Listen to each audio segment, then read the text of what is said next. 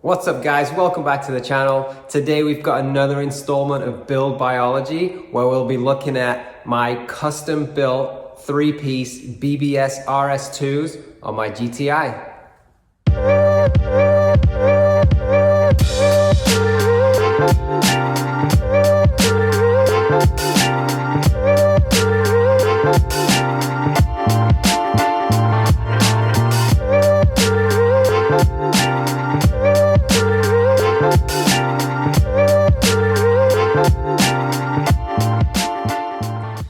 And before we get going with the main video, check out the video I launched last week on how to convert BBS RS2s from a 2-piece to a 3-piece. If you watch that before this one, some of the things I talk about in this video will make more sense. So hit that pause button, scroll down, watch that video, and I'll see you back here in a few minutes.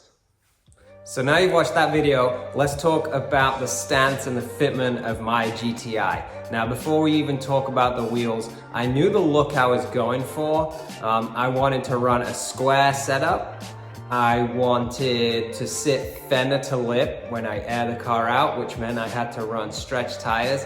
And I also didn't want a ridiculous amount of camber. I knew I'd have to add in a little bit of camber, but I didn't want like 5, 6, 7 degrees, anything like that.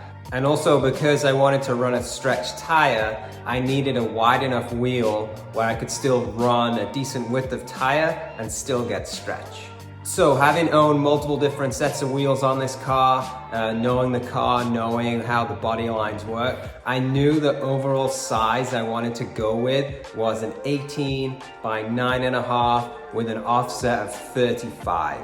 I knew with that size I'd get quite an aggressive stance, but nothing so crazy. So let's talk about my set of BBS RS2s. They are a BBS RS2 703 face. That is a 17-inch face. The original bolt pattern is 5 by 120. I believe they came from a BMW. And the 703 face is the slightly concave face. So you can get these in a flat face, slightly concave, and super concave. These are right in the middle with the regular concave face. And through the build process, I've ended up with a lip that is 2¼ inches. Obviously the barrel makes up the rest of that to make them a 9.5 wide wheel. And I had the centers re-drilled to 5 by 112 so they would bolt straight up to the Volkswagen bolt pattern. I didn't want to run adapters, I didn't want to run spacers, so I had them re-drilled so they would bolt right up. And it's not always been plain sailing with these wheels with me. If you watched the other video, you might know why. I've had to rebuild these wheels 3 times. The first time the bolts were snapping, second time bolts were snapping too. Third time, I actually had the lips and the barrels welded together. So although they are a 3-piece wheel, they're kind of a 2-piece because the lip and the barrel are welded together. Like I said, check out that other video, that'll make sense. Couple of other things to know about my wheels. The centers are painted a Mercedes color. That's actually Mercedes Canyon Beige Metallic. And if you check out the gold vinyl on the car, I actually took that to my body shop guy. He got out his gun, he tested the vinyl, and that Mercedes color came back a pretty much exact match. So when I had the wheels built, I just gave the guy that paint code, he painted them up, and the color is a perfect match. I also have some MG line center caps. They're like a fake center lock looking cap, and in my opinion, just make the wheels look a little bit more aggressive than the OEM center caps, which kind of look like a flower. And the last time I had the wheels rebuilt, obviously lips and barrels welded together. The face is bolted to the lip and the barrel with 16 bolts. It doesn't have a 34 bolt conversion, but the bolts I used are carbon steel and they are grade 12-9. So pretty much the strongest bolts you can buy, and knock on wood, these have been rebuilt for over 12 months now and I'm not having any more problems with them. So a little bit about the car itself. The front fenders are already rolled and pulled. That was from a previous set of wheels. And the rears are totally untouched. So it's okay to roll and pull front fenders. They go pretty easily. The rears, because they're like an integral part of that rear quarter panel, they don't like to stretch. They don't like to roll. So I knew with the fitment on the rear, I would have to adjust the camber a little bit to get that perfect fitment because I didn't want to roll the fenders. On the front, I had a little bit more wiggle room. The Airlift Performance struts have a camber plate on the top, so I was able to dial that in pretty perfectly. So my alignment spec, if anybody's curious, this right now is at ride height, and on the front, the camber is about 1.7 degrees, negative 1.7 degrees in, and on the rear, it sits at about negative 3.5 degrees cambered in. Let's talk about tires for a second.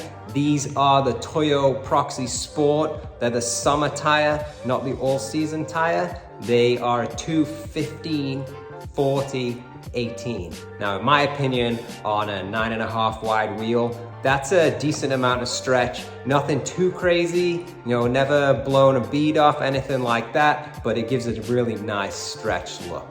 Important to note as well that the widths of tires can vary between manufacturers. I always use Michelin as an example. Michelin tires tend to run wider than most other tires. So this is a 215, 40, 18. The Michelin comparison would be something like a 205. They tend to run wider. So if you want the same kind of stretch look with a Michelin, think about actually dropping just one width size, and that might give you the look you're looking for. So I'll do some close-ups of it at ride height like it sits right now. We'll air it out and we'll do some close-ups of it aired out, see what it looks like.